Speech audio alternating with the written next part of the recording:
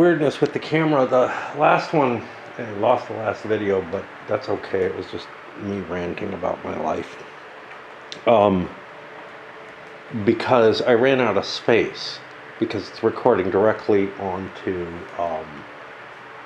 the camera's memory. I figured out how to get around that, how to fix that so it's going onto the SD card. It's weird. You can't use the camera without an SD card in it, but you can choose which one you record to. Maybe you can record without, I don't know. We ended up getting a neutral naval, moving the Turks, and I realized I got some problems with what I did with them. And then a coalition land 4, which allowed Kutuzov to slip back deeper onto his supply lines. But much more interesting, Wellington took Badajoz and drove the Spaniards back. They made I don't know what to call it, avoidance check, not withdrawal. They made an avoidance check and got out of the area, but then Talavera fell. The English don't have a lot of troops in the peninsula right now. In fact, their armies are pretty damn weak. Spain is weak as well, so it's okay, but the English are going to have a hard time funneling a lot into there. So, although they spent from their cash reserves to get Badajoz, they're not spending on Talavera. They're leaving it as an uncontrolled fortress.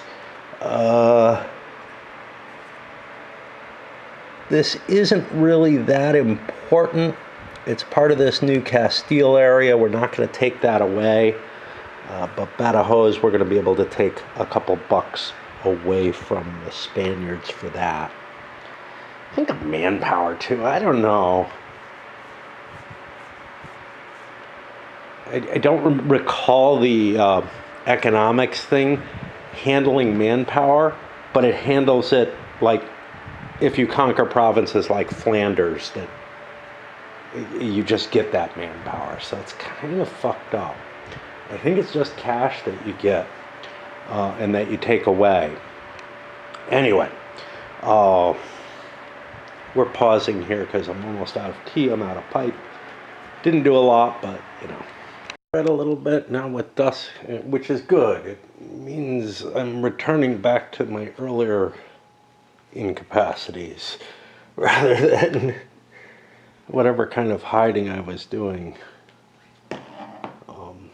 But anyway, picked the big Empire 1 marker. This is actually useful. I'm not at war with Prussia, fuck. Okay.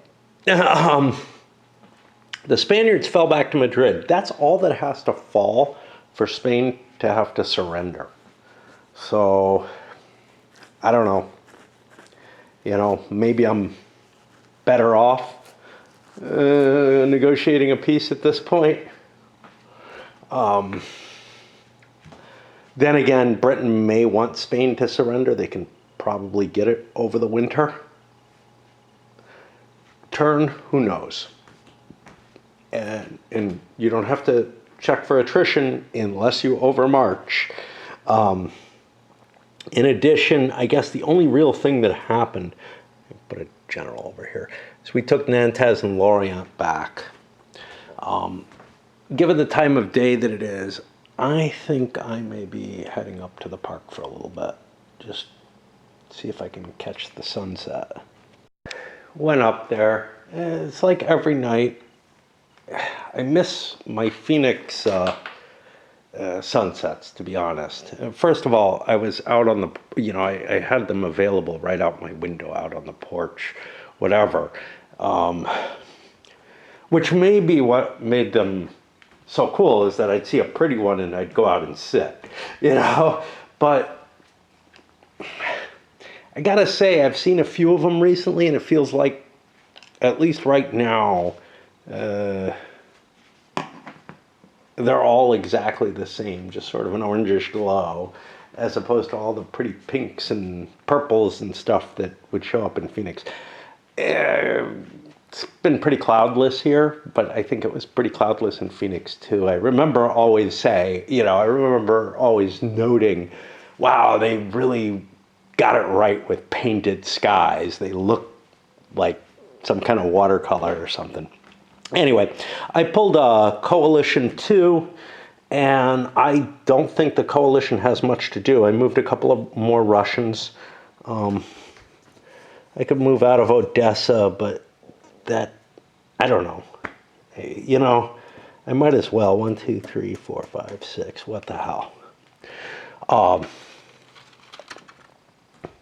Because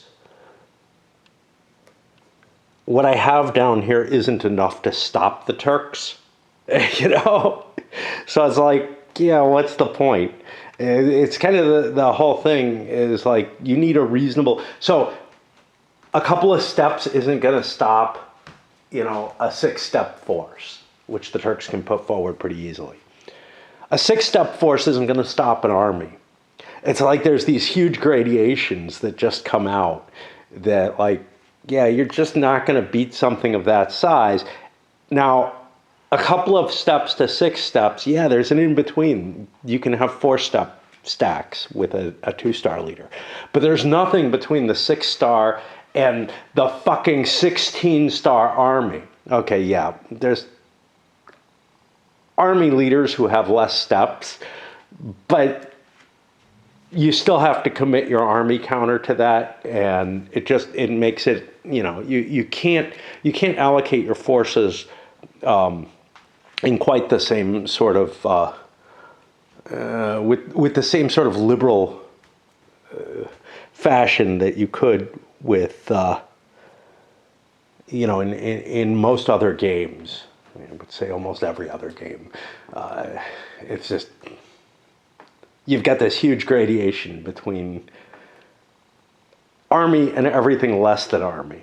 But in this case, look, this is just 2 steps. I might as well pump it into the army. The army's weak and can be quite, those 2 armies are enough to handle the Turks. Those 2 armies are enough to maybe hold Austria to a standstill. Can they beat the French? Not if the French go all in, but right now they can't.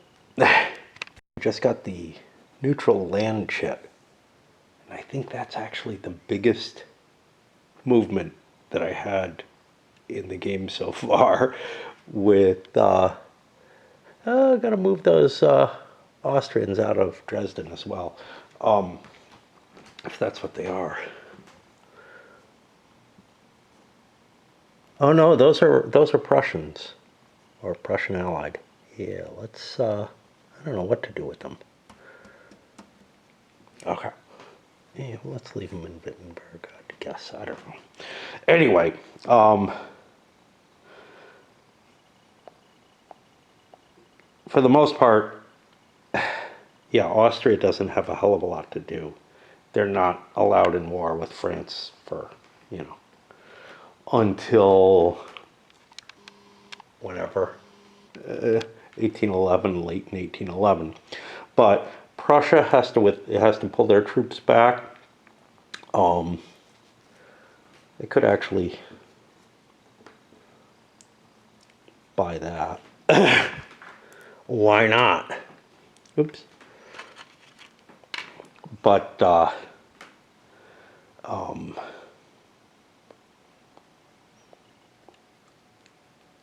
Turkey also moving into position for their possible attack on Russia, which they don't really want to do if that's all they're facing. But for the most part, this is a season that just isn't going to have much happening, because we went to peace, and the French, they could force the Russians out with Tilsit, but they can't get the continental system out of Tilsit. That's the problem. Historically, they got an agreement to the continental system, and they need that. So they need to go into Russia to get the automatic victory. After that, we got 2 winter quarters in a row, so it's time to clean up for the turn. I am pretty sure nothing's out of supply.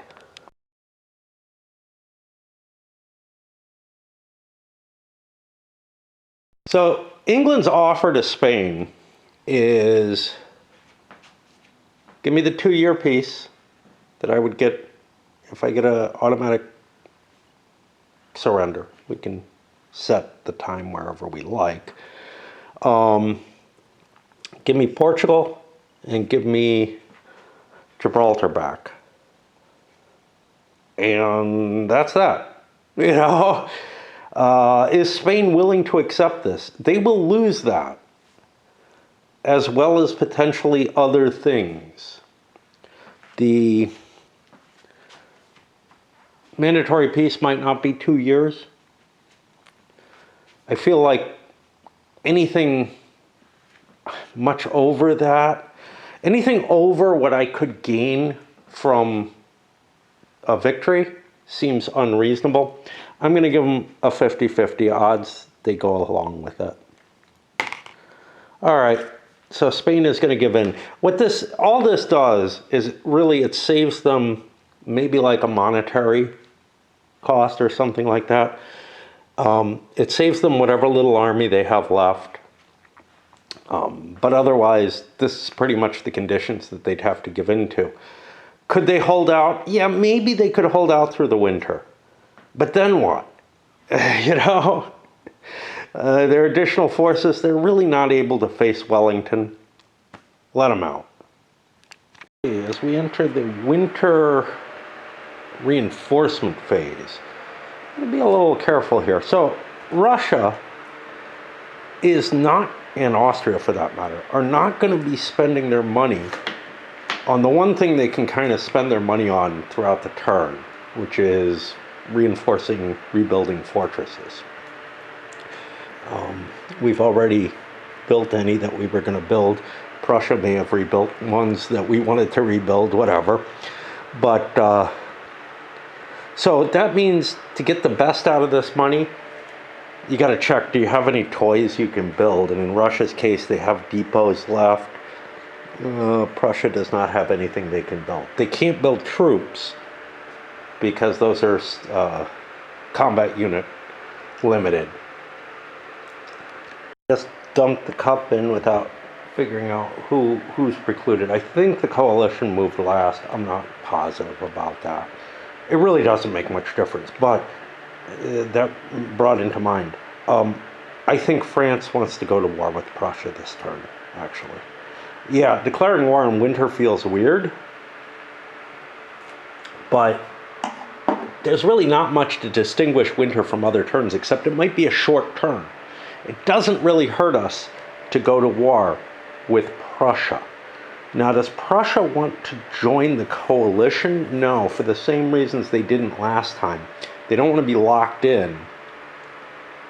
And France's declaration comes after the offer to the Prussians. But actually, Britain can offer to let them join the coalition. So actually, I was wrong about that. Prussia's happy with what they have in terms of Masovia.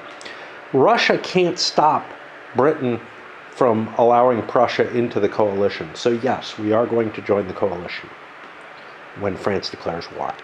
Napoleon marches up to this mountain pass. Blucher could try to intercept, but he's got 1 army to 3 against the French. That's no good, obviously. Even if I had 2, I don't think I'd do it. I'd try to collect a Russian army. Between their forces, the Russians have a solid army. The Prussians have 2, so we'd at least be close to parity. But almost nothing happens. We get a neutral land phase. The Turks move a little closer. Oops. I meant to move those guys. I looked at them and I'm like, oh, they don't have a number high enough. No, it's just the neutral land phase. And then we hit winter quarters. So we're done. That's 1809. It's been a pretty impressive year. Great.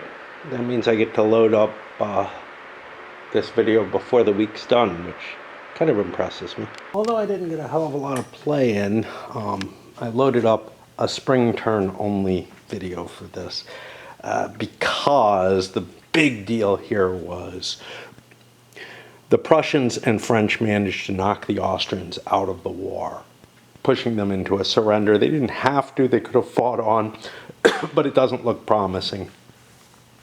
The Russian expedition in France is being defeated by Junot. The Brits are trying to recoup their position from Lisbon to get the supplies out there. They'll have to buy them this turn. They have money to do so. In fact, why don't I just do that right now? So that I can get that fleet going. You know, that is so that I don't screw up and forget, basically. The Russians are on the ropes as well. Their army is not in particularly strong position, and we've got Prussians and French coming in. The Turks might be coming in relatively soon. We know that the third Rome card is going to come out. Oh, we forgot about this. The English. We need a 7 to end the war. The war does not end this turn. They've got some forces in the foreign war box. So this is really the first defeat of the coalition in the 1805 scenario. And it didn't come until 1809, as opposed to, you know, what you saw historically, which was first the Austerlitz campaign, then the 1806 anti-Prussian campaign, and then another campaign in 1809. I don't think there's anything in between. But I may be missing something. 1806, 1807 is the Prussian. But as it stands right now, Prussia has never really faced the French in this campaign. They faced them back in the 1792 scenario. They ended up at war with Austria and Russia, who tried to strip things from them, and that's part of why they're moving against, they're moving in France's favor. We got some markers that don't belong anymore. Palatinate is still Russian, for whatever that matters. Just trying to see if I've got any other screw-ups. The French took Venice and Lombardy. That will allow them to rebuild the Kingdom of Italy, despite that it's been removed from the game. I think that is a phrase that's being misused, because other things get removed from the game that can apparently be reestablished. So, what the hell? And the Prussians took East Galicia, which is kind of iffy, because if they hadn't taken it, the Russians would have to leave. But they took East Galicia, and they took a Austrian couple of corps, an infantry and a cav corps as troops, mainly because the Prussian army is still full strength. There's no guarantees it's going to get wrecked hitting the Russians. The French are going to want to hit the Russians too. Big question that comes in mind is, do we need the Treaty of Tilsit for the French? And that's, or possibly like the Boulogne camp for a quick strike or something.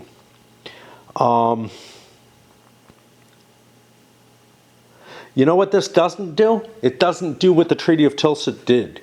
It doesn't create the continental system with Russia. So I feel like I need to defeat Russia. The idea of, hey, Russia's just out of the war for 2 years isn't really appropriate. Now, again, Russia didn't really follow the continental system completely. They kind of broke the rules, but not right away, so it's kind of weird. I think Empires in Arms handles it a little better, honestly. But anyway, I feel like I have to actually defeat Russia to get the victory I want. That might be a very, very valuable card late in the game to knock somebody out of the war, so that France can utilize its might basically, to dominate Europe towards the end. Right now, I think it's a waste, honestly, because I'm not going to hit my automatic victory conditions, whatever the fuck they are. They include the continental system, which is just problematic, like we went into that before. So I need Flanders, Holland. I don't have Holland. The Hanseatic League, I don't have. Geneva. Neufchâtel, I think, is still Prussian. I have no idea. It was at the beginning of 1805. Piedmont, Genoa, Tuscany, and the Papacy. I don't have Tuscany or the Papacy either. But the biggie is I'd have to either conquer Britain at some point, which I lost my best chance at that, or the continental system has to be in effect for 2 winter victory phases. Whatever that means, you know. It's funny because this game has been so dominated by Russia, Austria, and Prussia's victory conditions and what they need to do, and maybe Spain's as well, driving this game in ways that are ahistorical, yet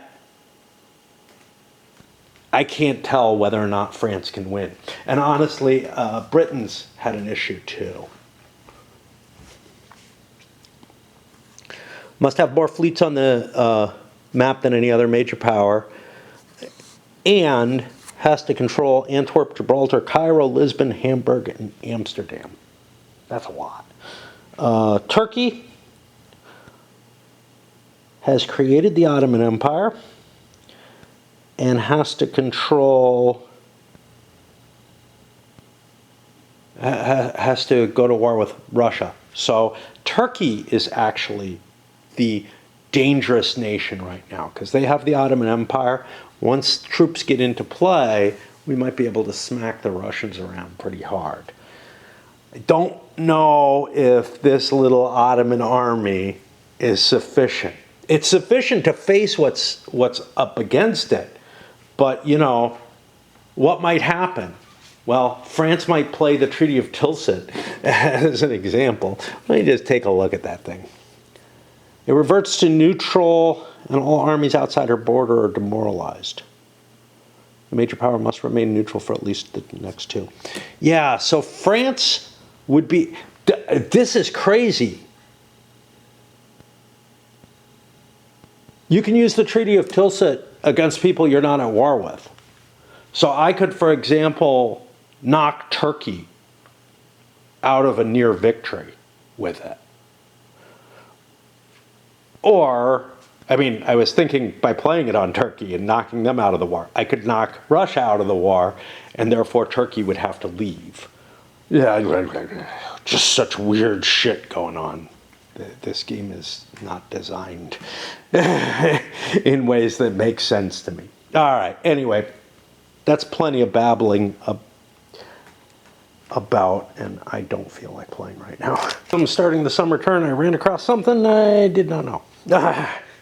Foreign wars. Only one foreign war can begin during the calendar year.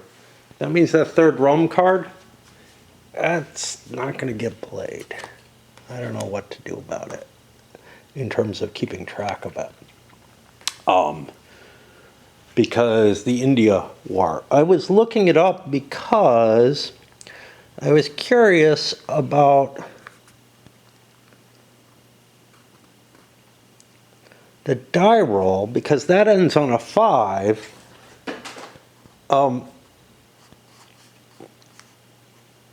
Actually, the India War cannot end as easily. It's starting on the next winter turn.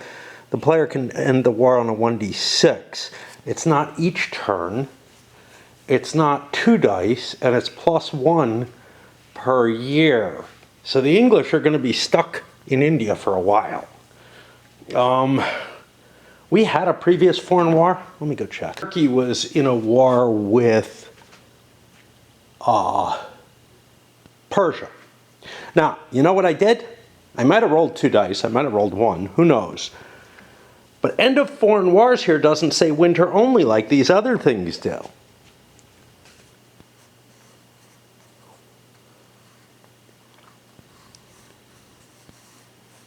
well, maybe this doesn't either. Starting with the next winter turn, they can attempt to end the war. I don't know. It may be that you have to be at war until winter when the card is played, whatever. But you get to roll every turn. I just don't know. But anyway, we're going to stick with whatever we have right now. But that Russia-Turkey war is not happening because I found this. Yeah, when there's that many little special rules, it's really hard to remember what's going on. And the poor quality of the rules of this game have led me to not want to look things up, ever. Because it's a pain in the ass to find them. Like, this isn't under events when it's an event, but it's, I don't know, whatever. This is one place I looked, I didn't see it because it's over on the left and whatever. But I'm trying to figure out what I want to do reinforcement-wise. One thing I wanted to do, the French need to build a depot there. They can use the Austrian fortresses as supply links. They can't use them as sources, much like the Russians could use them as links. It's like you're allied, which means that the big gap in Austria, I need to have something there. I can also use Prussian places as links, which might actually work. I'm not sure. Yeah, that would get me to Glogau, etc. But here's the thing: if Prussia falls out of the war, I want to have an individual. I want to have my own supply line as well, and it's easy enough to manage. Armies give you a capability to drop supply into them, pretty much unlimited if you have the counters for it or take them off the board. And that's the thing, like with detachments that I mentioned earlier, or maybe I only mentioned it in my YouTube comments. The Turks had a couple of detachments up here that they could have used to create their supply line through Morocco. Somebody pointed that out. But those detachments weren't around, and they weren't down here in particular. And there's not an army down there or anything. So I just didn't think about them. There are regular Ottoman units there that could have split off a detachment. But instead, all I have are my feudals. So the big question is, do the Turks want to declare war this turn? I don't think I'm close enough to the border to make it worthwhile. Like, these aren't going to be able to make it. This thing is just, what is that? Okay, that's just a core. This is the Ottoman port, 1, 2, 3, 4, 5. I wouldn't be able to make it to Odessa, so I think I'd rather not do that, and that'll give me time to sail forces up. Unfortunately, not very close. I could get them to Constantinople and no closer. But if I declared war, I could land in Odessa and maybe take it. I know I'm not facing much here. Let me think a little harder. Wow, the view screen is just about dead at this point. It like blacked out. Which is the problem that was going on with that other camera, which now sort of works. Maybe, I'm not sure. Anyway, the decision for the Turks is somewhat based on the interpretation of the feudal core.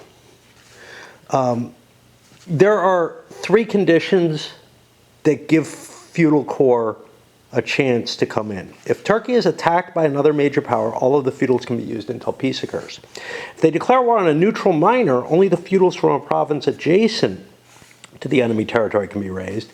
If they declare war on a neutral minor in Asia or Africa, only the feudals from Anatolia can be raised. And presumably that overrides the previous. I can use them against minors, but not against majors that I declare war on. That doesn't sound likely. following how feudal core work in EIA and in EU, I'm of the opinion that if they're at war with another major power, they can use them all. Otherwise, Turkey's a hopeless case. I mean, they really are. They just don't have much of an army. Where are they deployed? They're deployed in the capital city of their province, which may not be a fortress. This means I'd be getting them here and here. So I'd have 3 steps here. I would be able to get both of those forces into Odessa. That's intriguing. I don't know how big these things are, is the problem. So like the Rumelia Corps here is 2 steps. Like those extra steps are really important. I feel like Turkey wants to declare war on Russia this turn. Try to get to Odessa. Because here's the thing. I'm going to have a hard time getting to Kiev. Of course, none of this gets me closer to Kiev. I mean, right? But if I can take Odessa, if I can sail troops in there into Odessa after I take it, I've got an interesting situation. So I'm going to deploy leaders, etc., with the intention of going in. Now, the weird thing with the leader, okay. The Turkish player must announce this during the declaration of war phase. I guess that he's using feudal troops. I don't know. And it also says he can raise these anytime during a war within the following, within the following limits. I mean, read strictly, if I declare war, I can't use them on a major. Which feels bogus. Because nobody cares about Turkey, right? The only person who cares about Turkey is the Russians want Constantinople if they can't get Paris. All right. So I think Turkey is going to declare war, and I don't think there's much else to happen here. That's Germany there. There's no minors. There's no French minor allies that can be absorbed. So there's not going to be any diplomacy of any value. Britain could give some money away. So Turkey is going to, I guess, raise all their feudal core. Notable facet, I do not want to be part of the actual coalition bloc. The empire bloc. I do not want to ally with France. I don't want France and or Prussia to be able to pull me out of a war with Russia with a free peace or something like that. Sure, I could break the alliance for a victory point or whatever, but I just don't see the point to that, right? I don't feel like there's any advantage to it, and I could be, if Russia surrenders, I think I have to take it. You don't have an option to refuse a surrender. Now, Russia can only surrender under the conditions met here. A free peace would be, that I could prevent. But a Russian surrender would require Moscow and St. Petersburg, or Moscow, Kiev, and Odessa. Well, Russia could give me Kiev and Odessa, surrender before the peace phase, or before the victory phase, during the conquest phase, and I lose my automatic victory because they're able to surrender to me. I still don't know. I still think if somebody else takes Moscow, they can still surrender to me and force me to take the peace. Yeah. But I don't want to give up the victory point. Basically, I see no real advantage to being in an alliance with France and Prussia. Me, Moldova, does not have a force. Bessarabia does not have a force. So I am not going to declare war. Interestingly enough, it seemed like a great idea. It would get my Anatolian forces moving more quickly. But the thing is, I just won't have enough forces to take Odessa, I think. Yeah. Yeah, the wiring between the view screen and the camera is going to shit. Oh boy. Anyway, so I guess the net effect is we're entering into the summer turn, ready to draw chits. No winter quarters, of course. That's kind of the disadvantage is, the forced march or whatever, I've only got a couple of turns if I go for an for an autumn war. I've only got a couple turns to Kiev, but I think it's for the best. I think it's for the best. Tipping my hand too early allows the Russians more autonomy to preventing a Turkish stab victory or whatever. Although technically they should know that, Turkey's close to winning. Yeah, while this camera dies, I'm back up here. Let's see. It's been. I checked my cart, right? And there's no structural damage that I can tell. The wheels are beginning to get old, but I knew about that before. They look like they can still handle stuff, but the bar that I thought broke just bent, but I can't bend it back into place and put it back in the cart. So it's essentially the same thing. I thought it had snapped, but then, yeah. Anyway, the big issue is that I woke up and it was like 2:30, and again, it's getting hotter. Yesterday I could have gone at 2:30,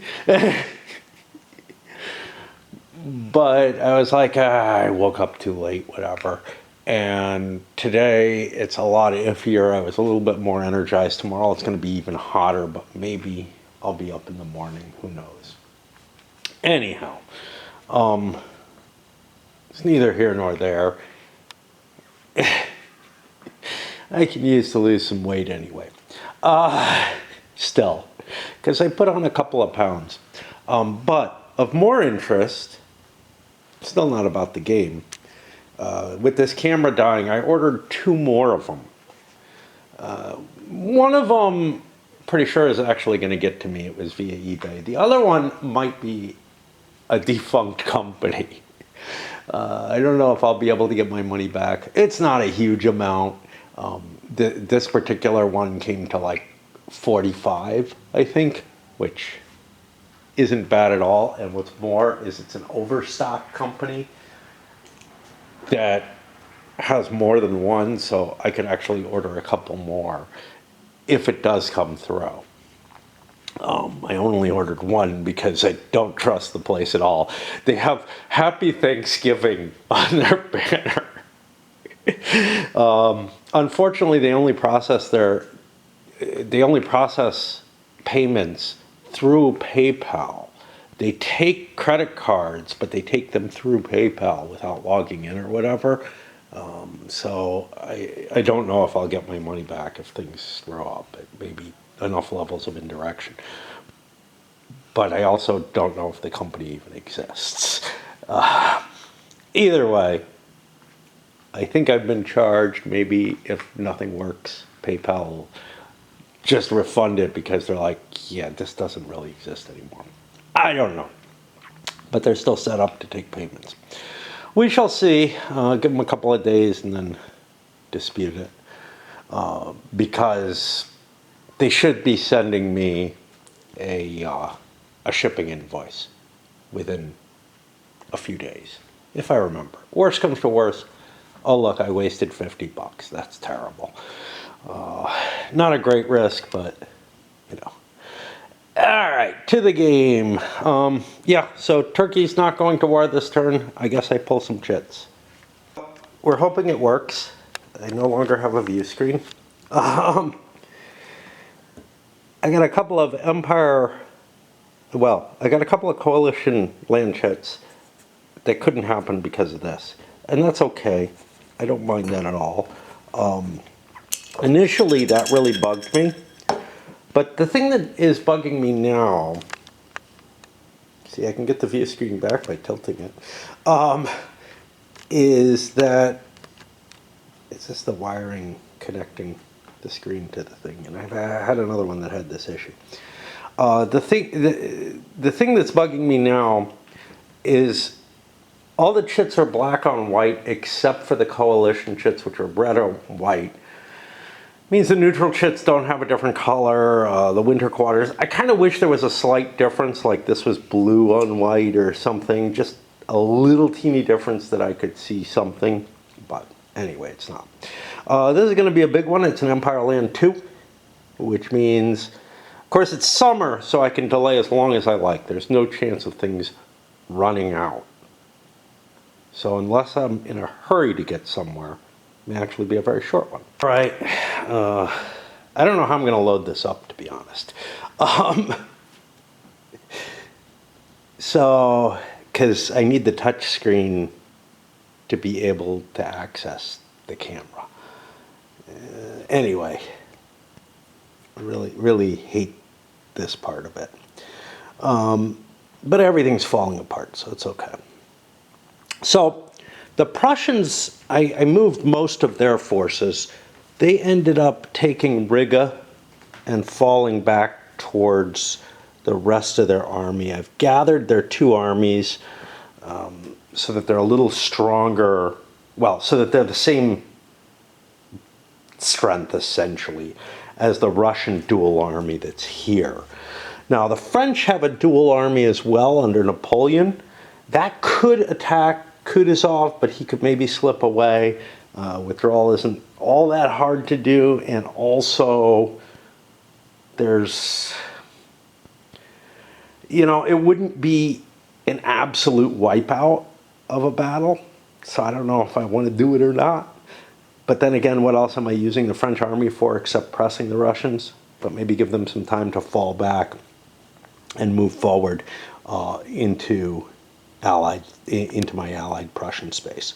In addition, the Prussians gathered forces that they had up here in Bohemia and whatnot over here. This is to deal with the Swedes that are threatening them. I got some more in Holland. I didn't want to move. But then, to the thing I know I wanted to do, the Spaniards coalesced their army and marched on Wellington.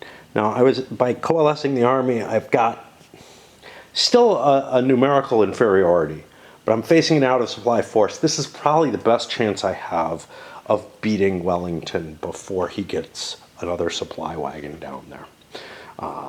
Now, normally you could build a supply wagon with an army, but since it's out of supply, he can't.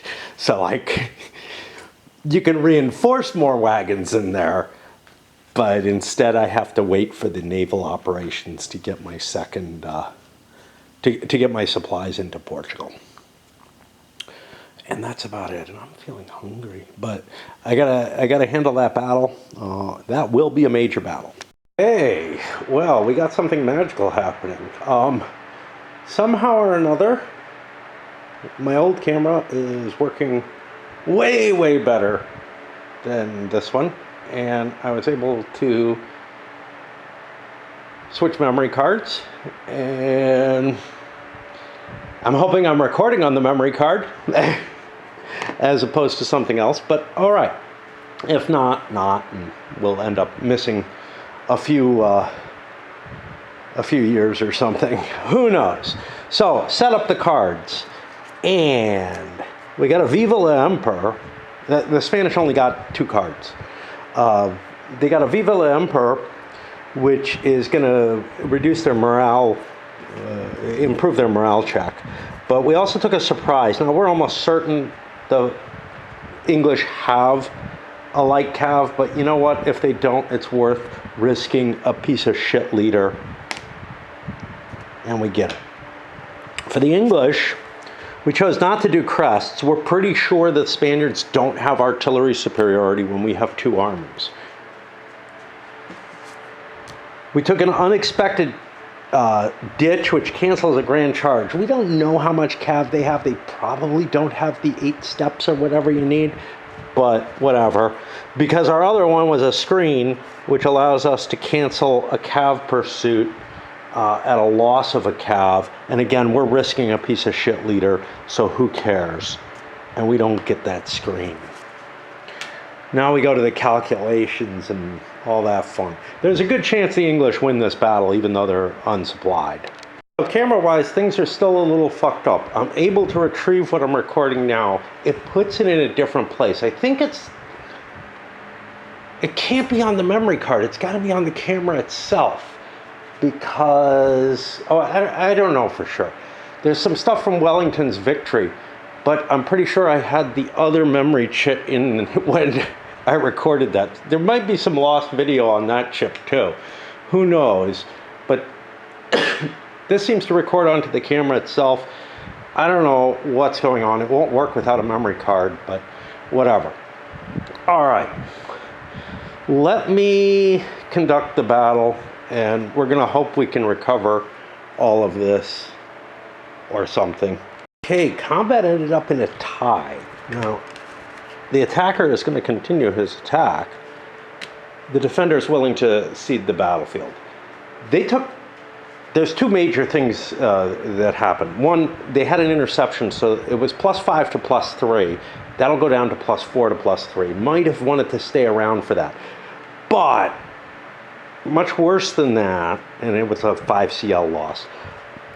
We lost Uxbridge, dead. Spanish took a hit on this guy, but that's bad. Uxbridge is one of the guys at Waterloo, right? He's very, very good. A 402, I think 2-star cav leader. Not someone you want to lose. Actually, I probably want a cav leader in here. If I have one. Nope, I'm all out. Okay. How about that? So the British are in worse shape. Now, they get to make a morale check off that, which will be a 4, drops down to a 2. Yeah, to a 2. And that's it. So only on a 1 am I screwed. So I am not demoralized. Being demoralized would be very bad. But the Spaniards do not get an opportunity to move forward from where they are. And the most important thing is, this gives the Brits a little bit more time to gather together, to get a supplied force in place to actually launch the attacks that they wish to. A pursuit would have been very bad, though. I don't know. It wouldn't have been huge, but it might have knocked the Brits out of Portugal for a time. This is a sideshow when it comes down to it. What about the French? Do they desire to hit Kutuzov?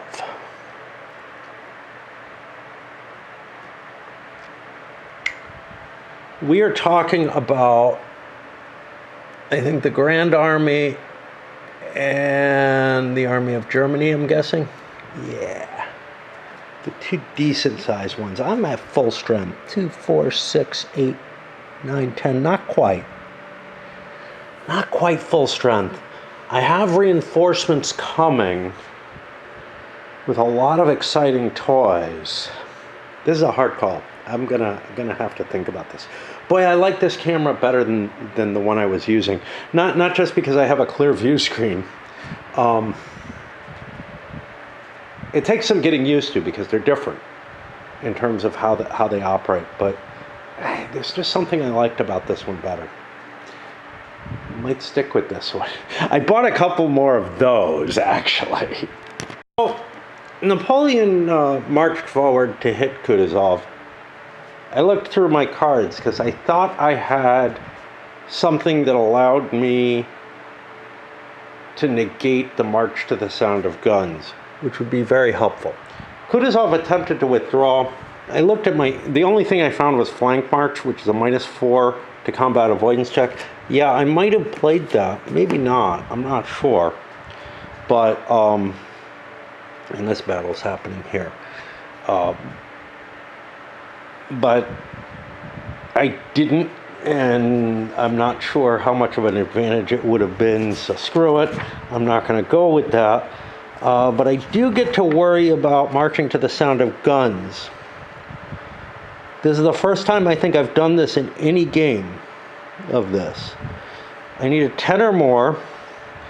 See, the reason is stacking limitations usually prevent it. You usually have your forces actually stacked. Now, this guy has 1, 2, 3, 4, 5, 6 extra strength points, I think. 2, 4, 5, 6, 7, 8, 9, 10. Yeah, his guard is that. So I've got like 6 extra spaces in that army on its own.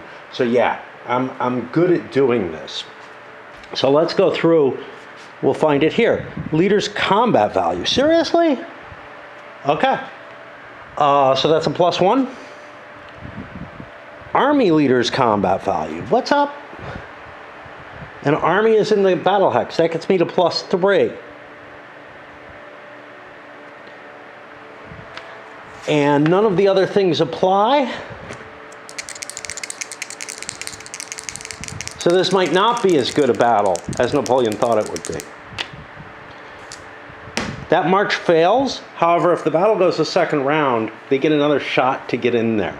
And this is sort of the cool thing, and it kind of happens in War and Peace too, where nearby units can sort of move to the battle if they're within a hex of you. Which is why I don't understand, the designers seem to have set something up where everything's like 2 hexes apart, which just doesn't make sense to me. Working in some sort of triangle, and I don't see the advantage to it. But we will have a major battle if these guys, yeah, this was 10 strength points, yeah.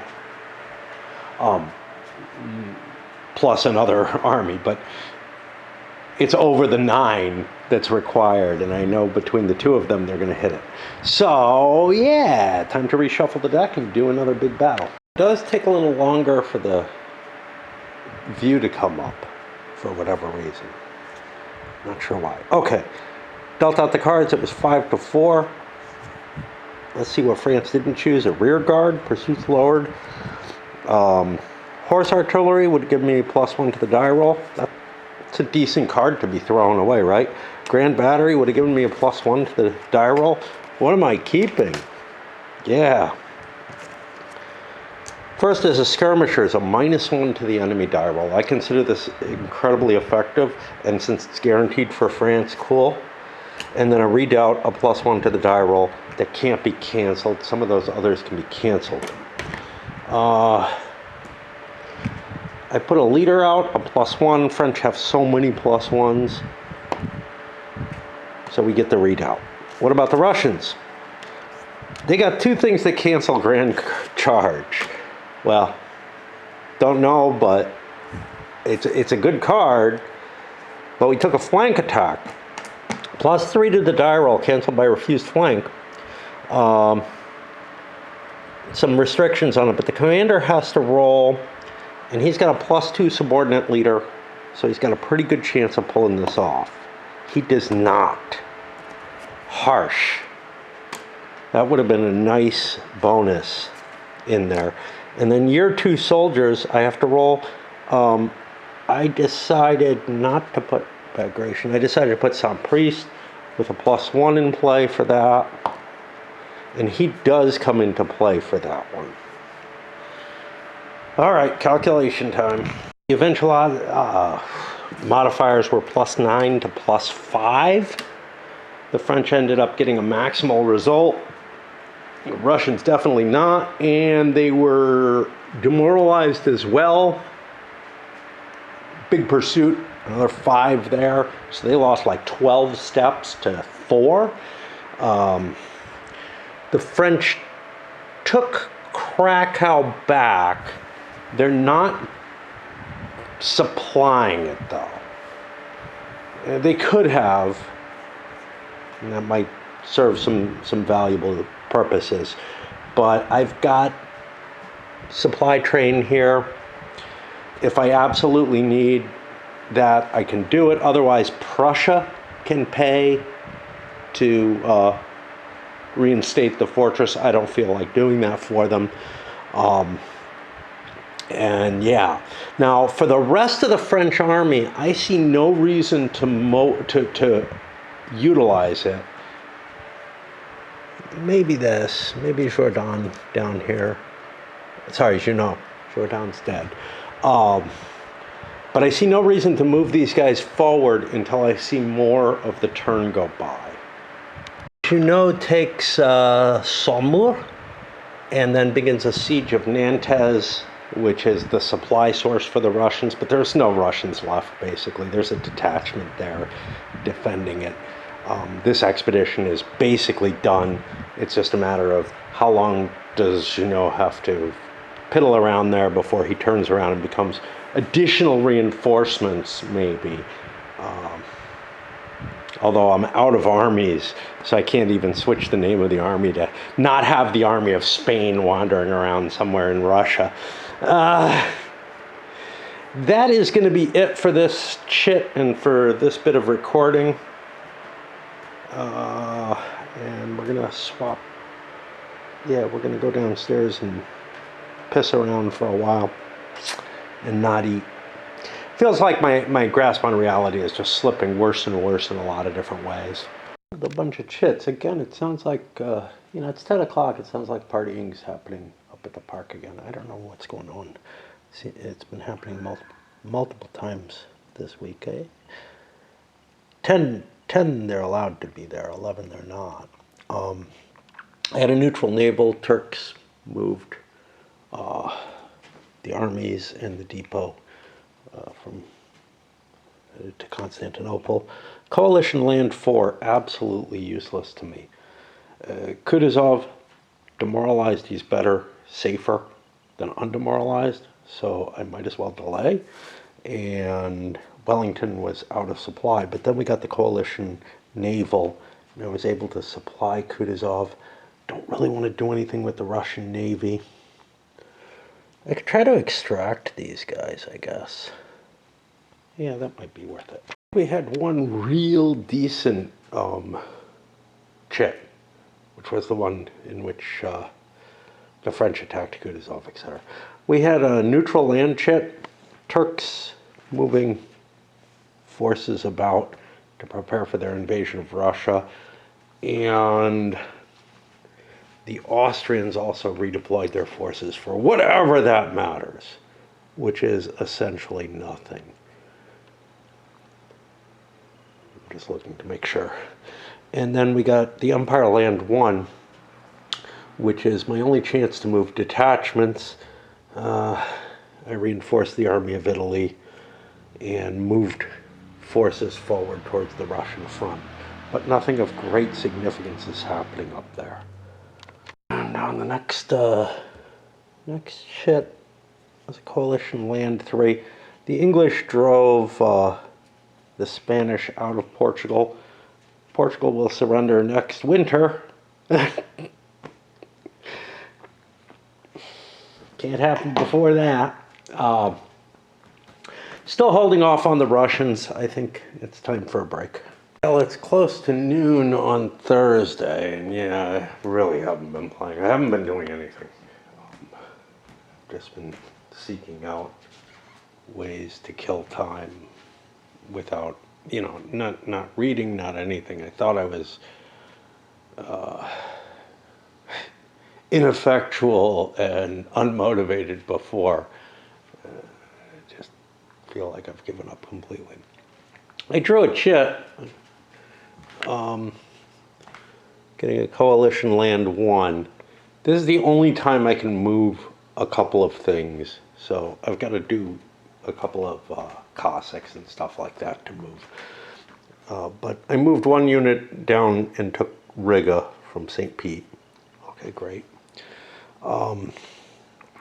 Beyond that, though, I realized everything else that's out there other than 1-point units, the detachments and Cossacks and what not. Actually, the Cossacks maybe even. Yeah, the Cossacks can move on the 2 instead of the 1. So other than a couple of detachments that I have, I can move on the last chit because it's summer and I know I'm going to get the last chit. Yeah, there's 2 chits sitting out there, so there's kind of a, gosh, maybe I should hold off. I'm going to finish up this season before I try to figure out what the hell I'm going to do. I either want to go back to sleep or blur my life or whatever. And we finish things up with the Brits taking Hanover. Well, the Swedes taking Hanover, but there are Swedish control markers. I don't know what they're for. Maybe there's some scenario where like Sweden needs their own control markers for some reason, but normally they'd be a minor to another country. The kind of exciting thing that happened was the main Russian army here at Krakow, not at Krakow, that's French, up here, was unable to undemoralize on their first die roll. A 6 was the only thing that would fail. They managed that. And did I get that in the wrong order? I don't know. I think that's right. They had a morale of 5, so they've got to roll under their morale. Anyway, they ended up failing on the first roll, so they had to stay in location to undemoralize. Otherwise, they would take they take an attrition check anyway. Fuck. And they were tiny at the time. I'll figure that out. They had militia with them. And then I brought a lot of forces into their hex, including the depots that they were using, which is now a supply wagon, just to, try to have something of some reasonable size. They may end up losing a step off that. They also went and the retaking of Riga I did before. And that's about it. And that's end of turn. I have to do the Russian supply, and then I don't think there's anything that's out of supply. Well, maybe. Well, these guys still have a depot. Plus, they're small enough. Mistaken, they were in supply, so they didn't have to make an attrition check. Their demoralized state would just mean they make an attrition check if they kept it at the end of the turn. So yeah, we're done, and time to clean up all the activation markers. I don't see a surrender. Yes, Russia would be willing to cut some sort of deal, maybe. I don't know. Like, they don't like fighting alone. This is the 1812 circumstance, right? I've got Prussia fully on board, though, instead of just giving like a Lent Corps. But maybe not for long. But Prussia doesn't want to leave the Imperial Alliance unless they have to.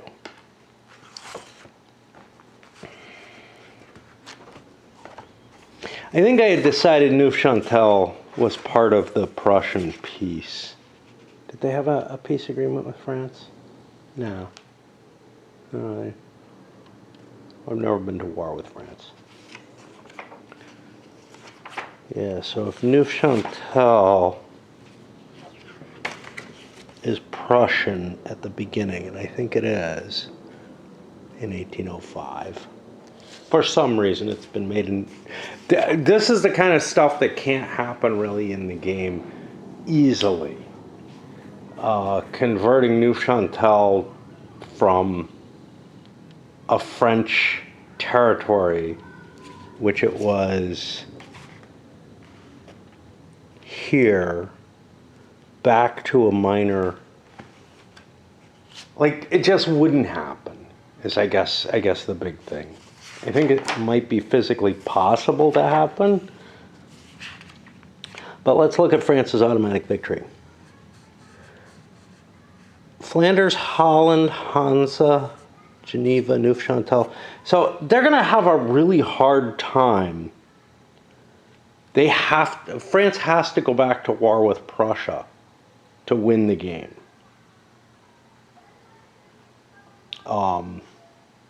And then it's just a question of, what do I want to call the continental system? I don't know.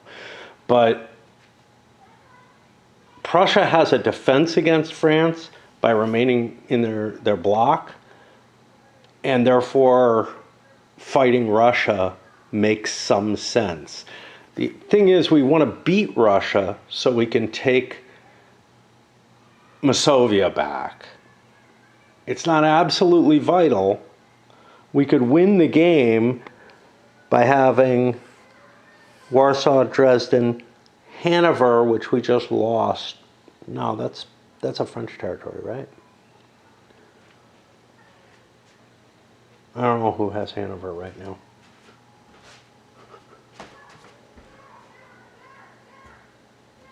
Prussia has Hanover.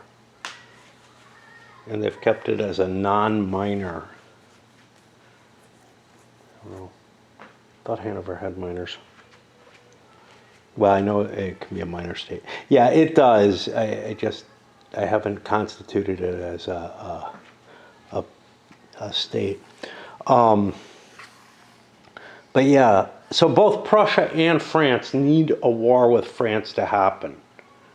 And the only way Prussia is going to stop being in this alliance against Russia is if Russia basically surrenders to them alone.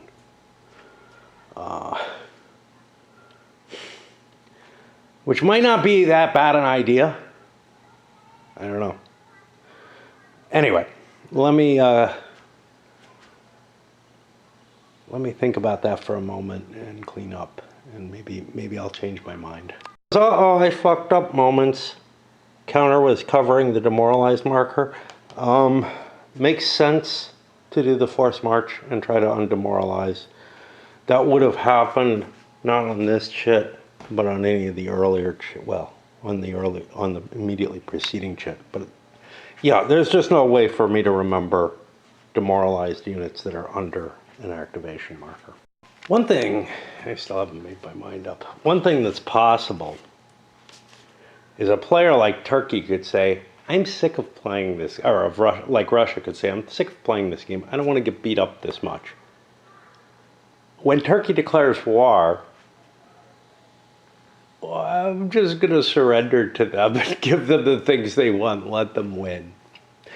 Possible if, first of all, the question is, how much does the player feel a misery level to the game? Well, we all feel a misery level to the game, right? Does Russia have a chance of winning? They're a little discouraged by their defeats, but I don't feel like that they're particularly miserable out of all the players. The misery level in this game is sort of across the board to everyone.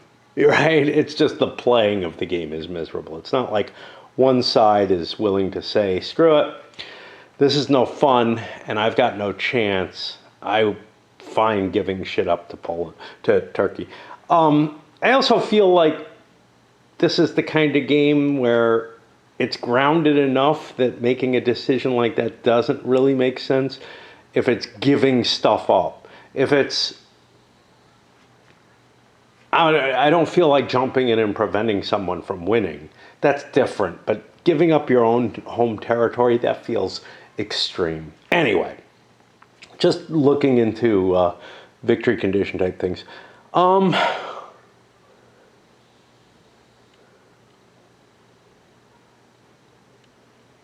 The problem for Prussia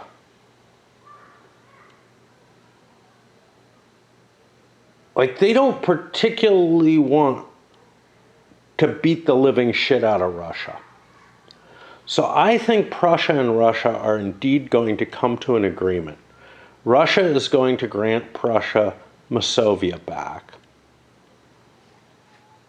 The question, of course, is, what about West Galicia?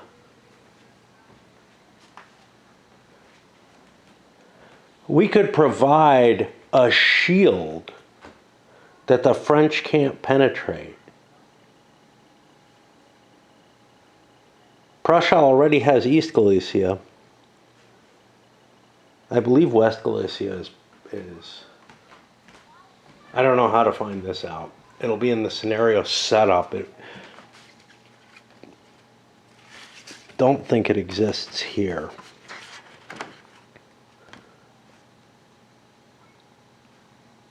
Oh yeah, it does.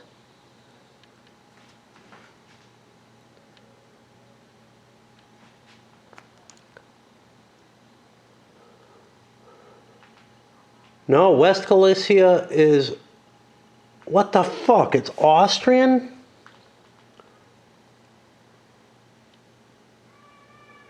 That doesn't feel. Yeah, see, here's the thing. I fucked up with my peace conditions. I could have taken East Galicia, but West Galicia is Austrian, and I've been treating it as Russian allied all this time. Fucking hell.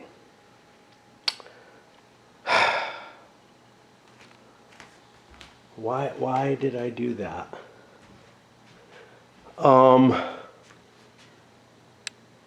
Yeah, I don't know what I'm gonna do.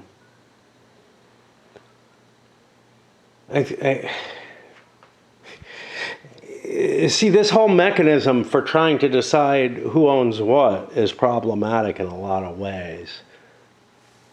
But they just say Galicia. They don't say East or West. Fuck. Right. Well, as far as I can tell, West Galicia is indeed Austrian. What was done was legal, except for the Russian units staying in West Galicia. If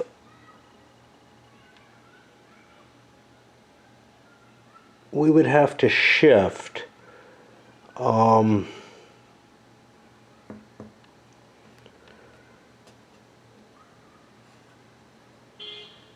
this had to be 2 away from there. These, I don't know where they came from.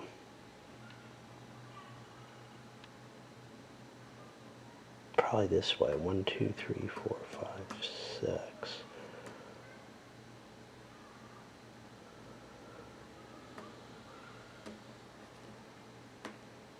They would be here. The depot, 1, 2, 3.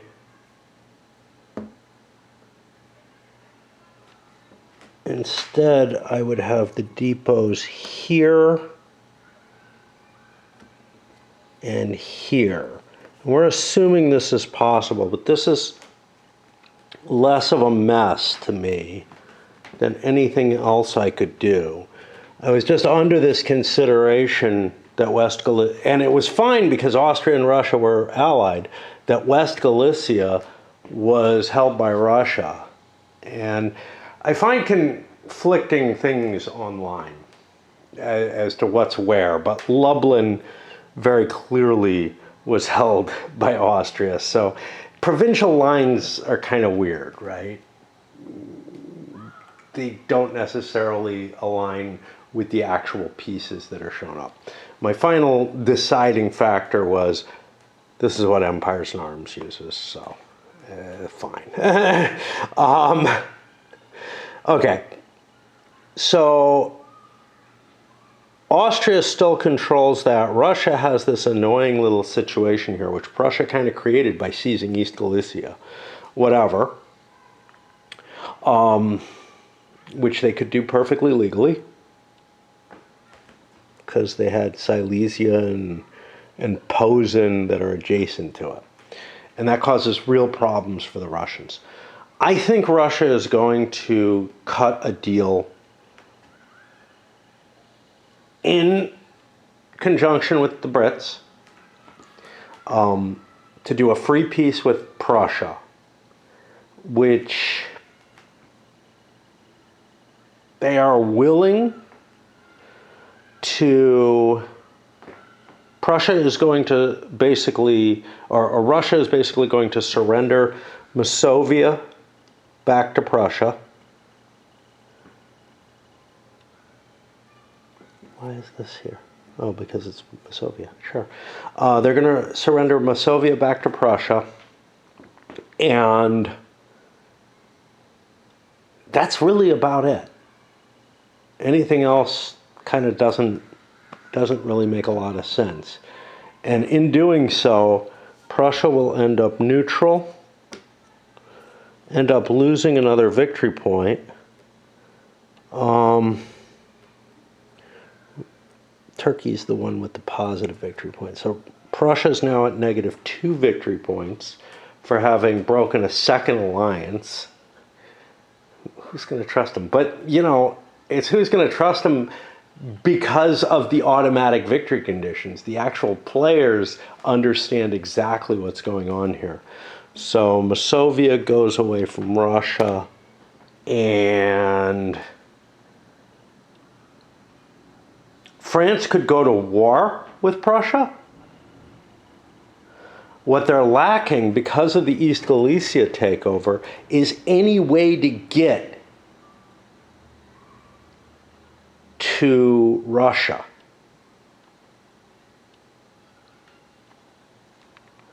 I've got to look up what this does, and it's not going to be specific because it's a free peace, which fucking just does weird shit. But who the hell has to get out of East Galicia?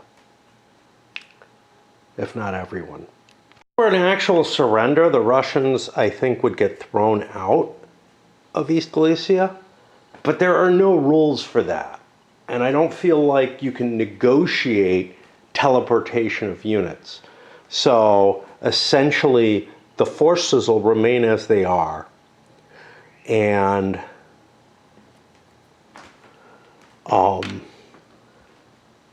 both France and Russia have to get the hell out of Dodge in terms of East Galicia, which is kind of an interesting situation.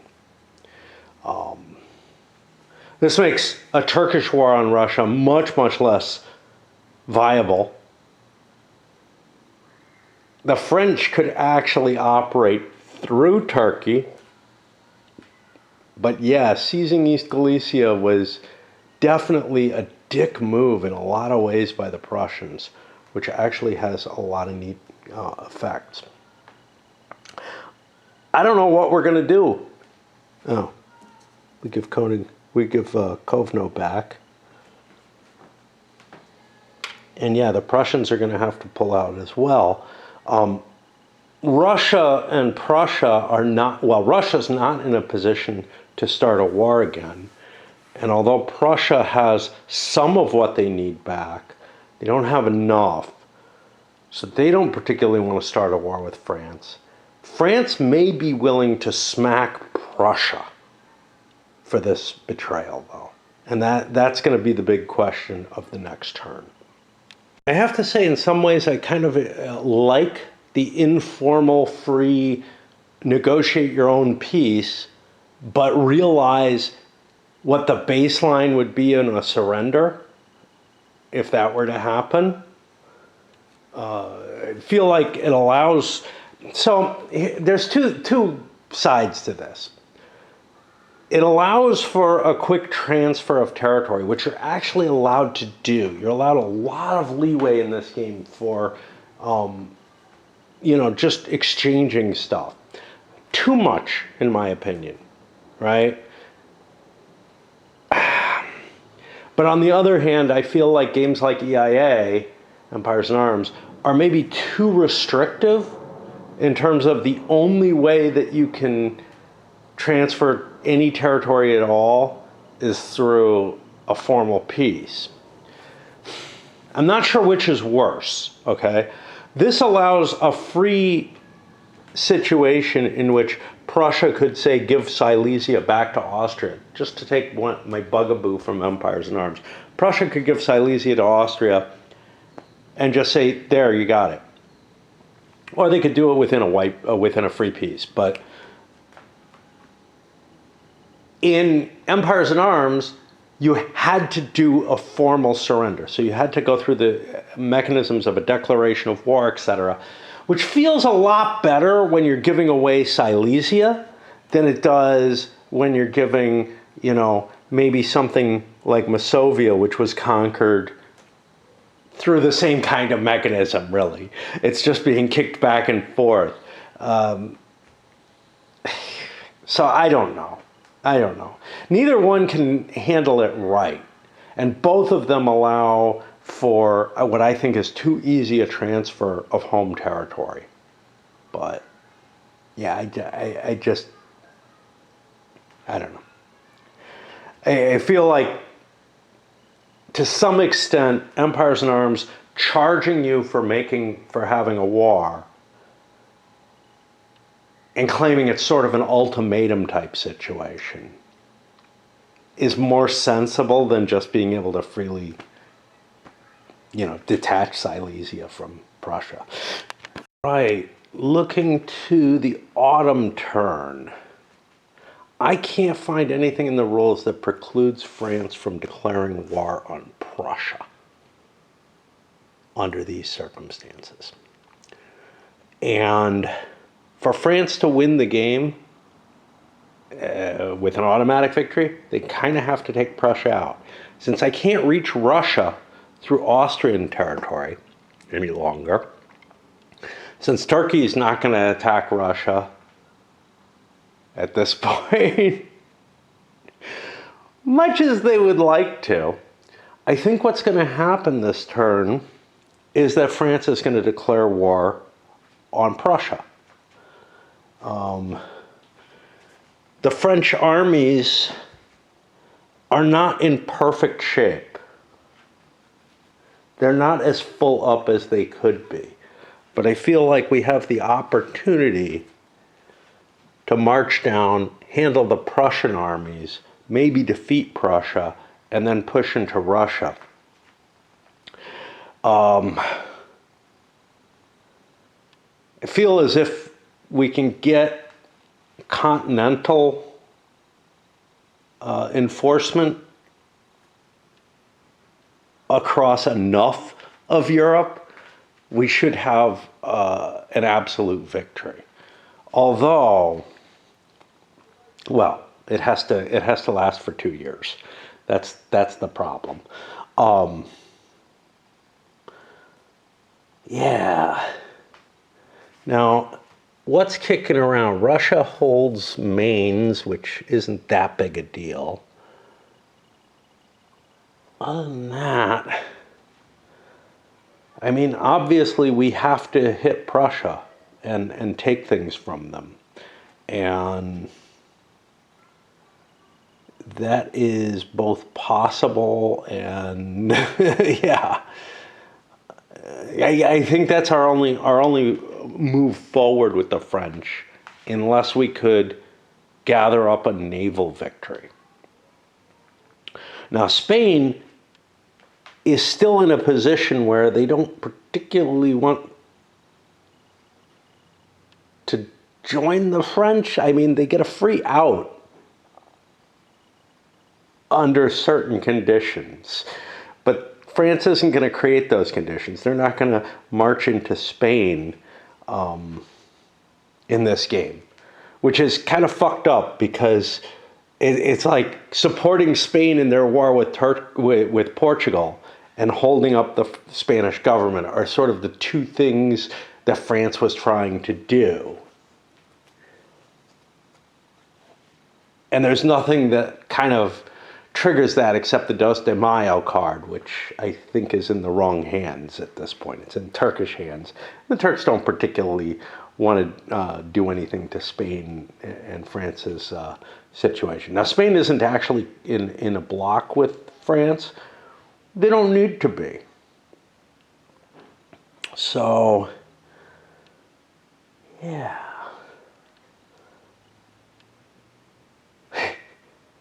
And here's the thing. To protect Spain from being defeated, France would have to inject forces into Spain, which then causes the Spanish instability problem, which is like, yeah, we don't want to do that. Spain may just withdraw from the pro, well, not really pro-French, but from the semi-pro-French situation that they're in. But in order to do so, they need Lisbon.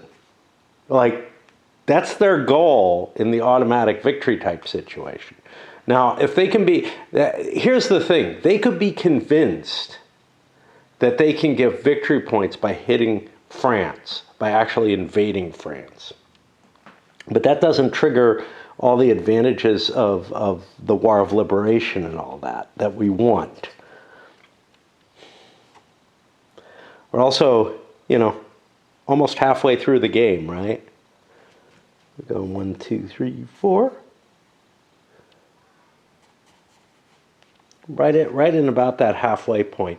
I think there's still time for us to stay in this kind of trying to win an automatic victory. Although, honestly, I think the automatic victory conditions are sort of a chimeric type presentation because the other players will do things to stop you. But it's hard not to go chasing them, right? Like, they're your only reasonable goal to end the game in a victory for you. Otherwise, you're relying on your victory point totals up there, which are not all that appealing. Anyhow, I look at this and I say, we got to think about reinforcements and such not, but I think where we're going to go is that France is going to declare war on Prussia. And because of the turn order, Prussia will not be part of the coalition in any sense of the word for the beginning of this attack. There's a possible alternative, which is that Prussia could come to an agreement with France of some sort or another. But I don't see the definite advantage of that. Oh, Britain, Hanover is part of Prussia. We give them back that. Strangely, whatever costs we put to rebuild the fortress and garrison it, which might include manpower, have now just accrued to Prussia, Hanover, whatever, as opposed to, it's not like the Brits pull their garrison out or whatever. It just becomes pro-Prussian. And again, I don't think the Brits have to leave Hanover yet. Very, very interesting. Well, the Swedes. I can't think of a deal that Prussia's really willing to make. The only deal that France could offer them is one that they've already kind of agreed not to make. I don't know if it was formalized in any way, but to go back to war with Russia. Hey, we got Masovia, cool. Yeah, there was no limitation. We can smack back in there. We don't have any desire though anymore. Our automatic victory involves us going to war with France and winning that war. We would rather wait a little bit until Russia's a little more powerful. But right now, hey, maybe we're at our best, Let France attack us. All right. France could have played Treaty of Tilsit last turn while the Russian armies were demoralized. It can be played at any time. They didn't want to. They didn't know they were going to be stabbed by Prussia, even if they maybe suspected it. Pulled the first chit. It's an Empire Land 4. This is actually problematic. I guess we can call it the Grand Army. It's in there with the Army of Germany. This is actually out of supply now. We don't have a trace. Our supply lines are back here. And if we attack, we'd be attacking from out of supply. Only did the defender check supply. So this was actually a really, really nasty move by Prussia, and France did not prepare for it properly. How are we going to get supplies to our army? It's a good question. 1, 2, 3, 4, 5, 6 down to here gets us into supply, gets us away from the problem. Otherwise, I think we need this one. We don't need this one. Yeah, France is not going to declare war under these circumstances. How about that? Because now we're not out of supply, but we get a turn to recoup.